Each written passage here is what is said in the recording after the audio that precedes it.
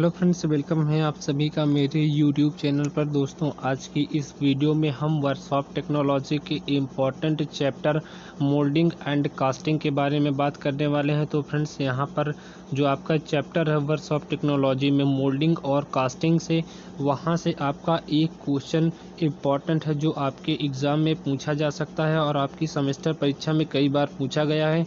ये वाला क्वेश्चन जो आपके स्क्रीन पर दिख रहा है फ्रेंड्स, वो 2011 की परीक्षा में पूछा जा चुका है, तो काफ़ी इंपॉर्टेंट है आपके लिए। तो क्वेश्चन कौन सा है, सबसे पहले उसको देख लेते हैं। तो क्वेश्चन आपका है, मोल्डिंग बालू में कौन कौन से गुण उत्पन्न होने चाहिए। या आपका क्वेश्चन इस प्रकार भी पूछ सकता है कि मोल्डिंग बालू में कौन कौन से गुण होने चाहिए। तो ये जो क्वेश्चन है फ्रेंड्स, काफ़ी इम्पोर्टेंट है आपकी एग्ज़ाम की दृष्टि से, तो आप इसको अंत तक ज़रूर बने रहें और पूरे क्वेश्चन को अच्छे प्रकार से समझें। फ्रेंड्स, इसकी पीडीएफ और नोट्स आपको विथ आंसर के साथ मेरे टेलीग्राम चैनल पर प्रोवाइड करा दी जाएगी, जिसकी लिंक मैं आपको डिस्क्रिप्शन बॉक्स में दे दूंगा। तो आप वहां से जाकर टेलीग्राम ज्वाइन कर सकते हैं और वहां पर टेलीग्राम पर जाकर आप इसकी पीडीएफ डाउनलोड कर सकते हैं। तो फ्रेंड्स, सबसे पहले जान लेते हैं कि मोल्डिंग होता क्या है, तो उसके बाद हम इस क्वेश्चन को पढ़ेंगे। तो सबसे पहले जान लेते हैं फ्रेंड्स, मोल्डिंग क्या होता है। तो मोल्डिंग में हम क्या करते हैं, धातु को पिघलाकर किसी विशेष आकार में ढालने के लिए उस प्रकार का एक प्रतिरूप तैयार कर लिया जाता है या तैयार किया जाता है। इस प्रतिरूप या इस पैटर्न की सहायता से बालू में सांचा तैयार कर लिया जाता है। इस सांचे में पिघली जो धातु होती है उसे डालकर ठंडा होने के लिए छोड़ दिया जाता है। प्रतिरूप या पैटर्न की सहायता से बालू में सांचा तैयार करने की प्रक्रिया को ही हम मोल्डिंग प्रक्रम या मोल्डिंग प्रोसेस कहते हैं। तो ये था फ्रेंड्स आपका मोल्डिंग का डेफिनेशन कि मोल्डिंग होता क्या है। तो हमने जान लिया कि मोल्डिंग क्या होती है, अब जान लेते हैं कि हमारी कास्टिंग होती क्या है। तो कास्टिंग पिघली धातु को एक पहले से तैयार खाली जगह में डालकर व ठंडा करके ठोस आकार प्रदान करना ही हमारा कास्टिंग कहलाता है। एक बार फिर से देख लेते हैं, पिघली धातु को एक पहले से तैयार पैटर्न में या खाली स्थान में डालकर व ठंडा करके ठोस आकार प्रदान करने की प्रक्रिया ही हमारी कास्टिंग कहलाती है। जबकि यह खाली जगह पर या खाली जगह एक मोल्ड के या मोल्ड में ठोस के आकार व आकृति के अनुसार बनाई जाती है। कहने का मतलब है, जो हमारी कास्टिंग की आपकी क्रिया होती है उसे आपको किसी एक पैटर्न के सांचे में डालकर उसे ठंडा करके ठोस आकार प्रदान किया जाता है। जबकि ये जो आपकी खाली जगह होती है वो एक मोल्ड में ठोस के आकार व आकृति के अनुसार बनाई जाती है। तो अभी आपने देख लिया यहाँ पर कि मोल्डिंग और कास्टिंग होती क्या है। अब सीधे हम अपने इम्पोर्टेंट क्वेश्चन पे आ जाते हैं कि मोल्डिंग बालू में कौन कौन से गुण विद्यमान होने चाहिए। तो सबसे पहला आपका जो गुण होना चाहिए मोल्डिंग बालू में, वो आपका ग्रेन स्ट्रेंथ का होना चाहिए। टोटल आपके जो मोल्डिंग बालू में गुण होते हैं वो आपके 10 प्रकार के होते हैं। तो पहले आपका जो होता है उसे हम ग्रीन स्ट्रेंथ के नाम से जानते हैं। अब जान लेते हैं कि ग्रीन स्ट्रेंथ होती क्या है, ग्रीन स्ट्रेंथ के बारे में जान लेते हैं। तो मोल्ड बनाने के लिए तैयार बालू के मिश्रण को मोल्ड बनाने की ग्रीन स्ट्रेंथ कहते हैं। जो एक बार फिर से हम इसकी परिभाषा को देख लेते हैं या इसकी डेफिनेशन को देख लेते हैं। कह रहा है कि मोल्ड बनाने के लिए तैयार बालू का हमारे पास जो मिश्रण होता है और मिश्रण की मोल्ड बनाने की जो स्ट्रेंथ होती है वही हमारा ग्रेन स्ट्रेंथ कहलाता है। अब आगे देख लेते हैं, बालू में ग्रेन स्ट्रेंथ काफ़ी होनी चाहिए। अब क्यों होनी चाहिए उसके बारे में जान लेते हैं।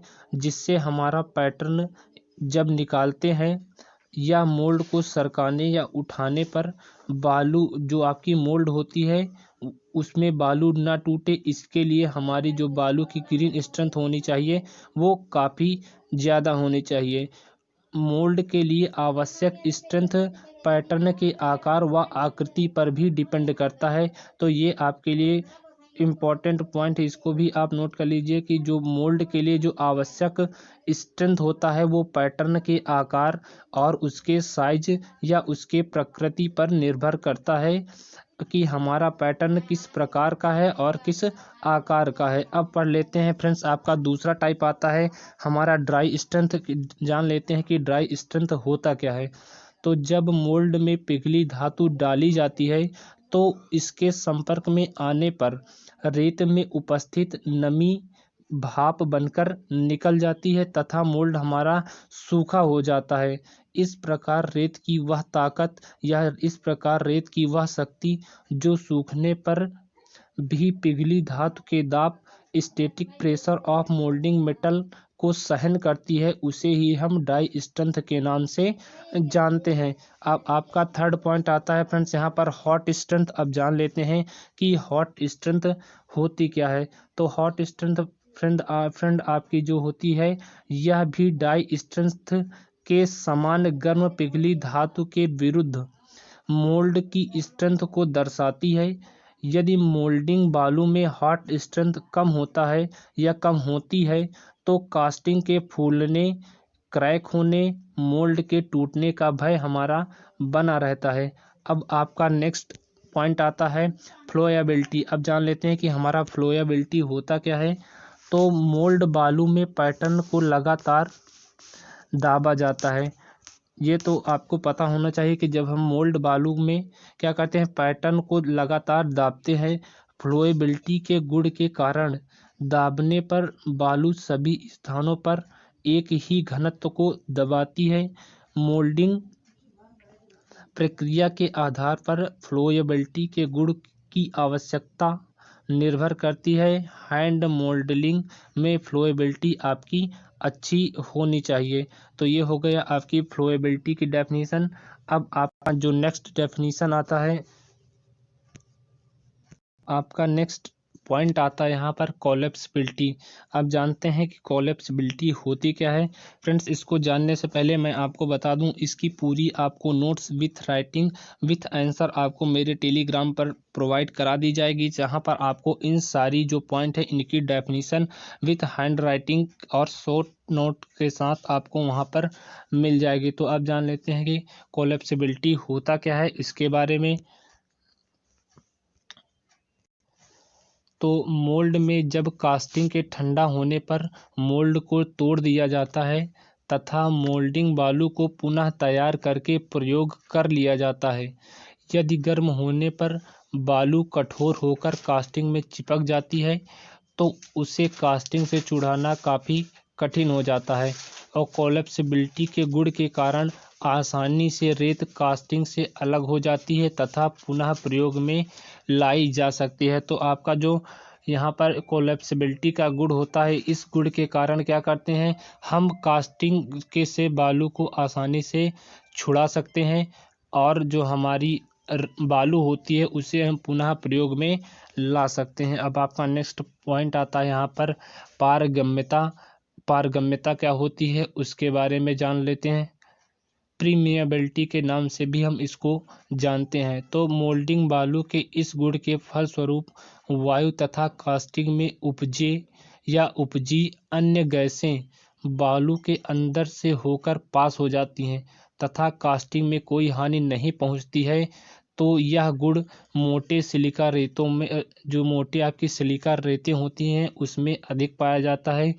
आपका यहाँ पर पारगम्यता में कहने का मतलब था कि जो आपकी मोल्डिंग बालू के में जो छिद्र होते हैं छोटे छोटे, उसके अंदर से होकर जो हमारी वायु होती है वो पास हो जाती है तथा कास्टिंग में हमारी कोई हानि नहीं होती है और यह गुण आपका मोटे सिलिका रेतों में अधिक पाया जाता है। अब आपका नेक्स्ट पॉइंट आता है रिफैक्ट्रीनेस। अब रिफैक्ट्रीनेस क्या होती है उसके बारे में जान लेते हैं। तो यह गुण जो होता है मोल्डिंग बालू के ताप सहने के गुण को प्रदर्शित करता है। जो आपका फ्रेंड्स रिफैक्ट्रीनेस का गुण होता है वो मोल्डिंग बालू के ताप सहने के गुण को प्रदर्शित करता है कि हमारा जो मोल्डिंग बालू है वो कितना अधिक टेम्परेचर को सहन कर सकता है। सिलिका रेत में यह गुण हमारा सर्वाधिक पाया जाता है। और यह बालू का हमारा मुख्य अवयव होता है। जो हमारा सिलिका रेत होता है उसमें हमारा जो ताप के सहनशीलता का गुण होता है सबसे अधिक पाया जाता है और यह हमारा बालू का मुख्य अवयव होता है। यह बालू का मुख्य अवयव होता है और बालू के इस गुण की कमी के कारण यदि हमारी बालू में इसकी कमी हो जाती है तो कास्टिंग की जो सतह होती है, जो सरफेस होती है, वो हमें साफ सुथरी या इसे हम कह सकते हैं कि नीट एंड क्लियर प्राप्त नहीं हो पाती है। अब आपका नेक्स्ट पॉइंट आता है रासायनिक प्रतिरोधकता क्या होती है, केमिकल रेसिस्टिविटी क्या होती है, उसके बारे में पढ़ लेते हैं। तो जो आपकी रासायनिक प्रतिरोधकता होती है, इस गुण के फलस्वरूप मोल्डिंग बालू पिघली धातु के साथ कोई रासायनिक प्रक्रिया नहीं करती है। तो आप इसको एक बार फिर से समझ लीजिए कि जो रासायनिक प्रतिरोधकता होती है, इसके गुण के कारण या इसके गुण के फलस्वरूप जो हमारी मोल्डिंग बालू होती है वो पिघली धातु के साथ कोई रासायनिक प्रतिक्रिया या रिएक्शन नहीं करती है। इस गुण को बार बार प्रयोग किया जा सकता है। कास्टिंग की सतहें भी उच्च गुणवत्ता की प्राप्त होती हैं। अब आपका नेक्स्ट आता है महीनता क्या होती है, उसके बारे में पढ़ लेते हैं।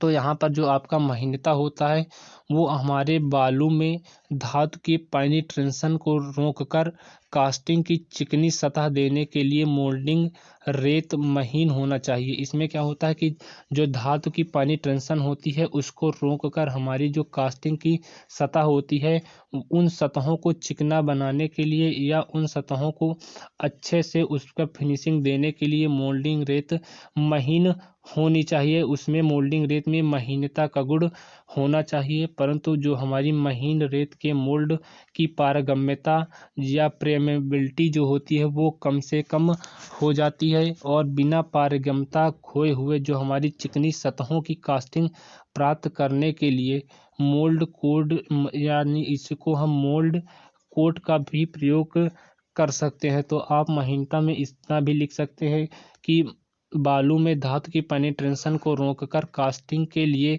चिकनी सतह प्राप्त करने के लिए हमें महीनता की आवश्यकता होती है आपकी जो बालू होती है उसमें। अब आपका लास्ट पॉइंट आता है कि बेंच लाइफ क्या होता है।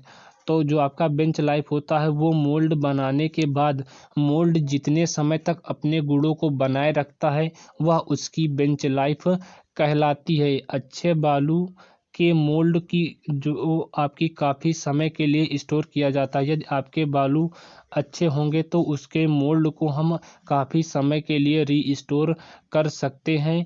तो ये थे फ्रेंड्स अभी के टॉपिक जो अभी कंप्लीट हो चुके हैं। आपको ये जो जितने भी टॉपिक आज आपको बताए गए हैं उसकी आपको यहाँ पर पीडीएफ मेरे टेलीग्राम चैनल पर प्रोवाइड करा दी जाएगी, जहाँ पर आपको ये सारी डेफिनेशन पढ़ने को मिल जाएगी कि हॉट स्ट्रेंथ क्या होती है, फ्लोएबिलिटी क्या होती है, कोलैप्सिबिलिटी क्या होती है। ये सारी डेफिनेशन आपको टेलीग्राम चैनल पर मिल जाएगी। तो फ्रेंड्स आप वहाँ पर ज्वाइन करके पीडीएफ डाउनलोड कर सकते हैं।